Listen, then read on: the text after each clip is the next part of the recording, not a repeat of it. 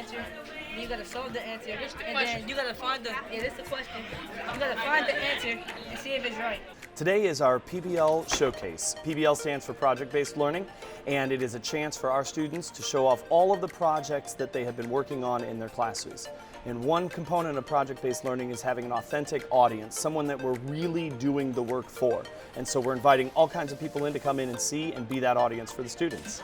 Did you know that Decatur Civic Center was Stephen Decatur, and then in 1979 they made it into Decatur Civic Center? Well, the projects are all over the place. We've got kindergarten have been working on kindness, third grade and fourth grade have done things to learn about their community and to designate spots for students to go and have entertainment. We've got fifth grade trying to reduce the overall single-use plastic that is happening.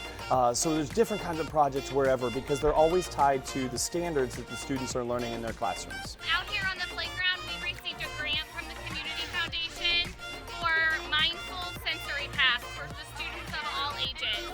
We got volunteers from the Decatur Regional Chamber of Commerce. They spent a whole day here in 2 separate shifts laying down all of our sensory paths for our students to help beautify our campus. We also spent some time recycling water bottles and turning them into wind catchers. We decorated CDs that were donated.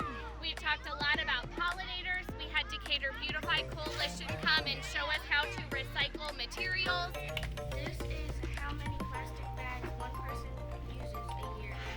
365 plastic bags. It is about us stopping single-use plastic bags. So we made reusable bags out of t-shirts. The animals out there and like the ocean and stuff, like the many fish and stuff get caught on it, and like other stuff, and like turtles get caught on it and they can't breathe. And we're trying to help out the sea life and all of that. The key is it's really about you're learning by doing the projects. So I remember back when I was in school, we would do a whole bunch of learning and then we would do a project afterwards, maybe to show what we've learned. Like we'd learn about the Civil War and then we'd make a shoebox diorama. This turns that on its head and the project is the learning, and it's really what happens as adults.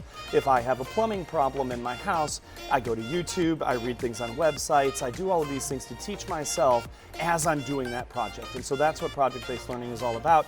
They're solving a problem that is tied to their standards, but the learning happens through the solving of that problem instead of at the end. I learned that it can be challenging sometimes to teach like kids that some might not understand it, but other than that, it was pretty great. So how many people are in your band? 5. 5. So you use 1,825 plastic bags every year. Oh, this is important because we get a chance to celebrate the students. Their work is unbelievable. I think anybody who comes through, they are usually just so surprised with how impactful the students can be. And the projects that they're doing are not small. They're going to impact their worlds, the worlds around us here. And so I talk to the students about all the time how the projects they're doing and the work they're doing actually is changing the world around them.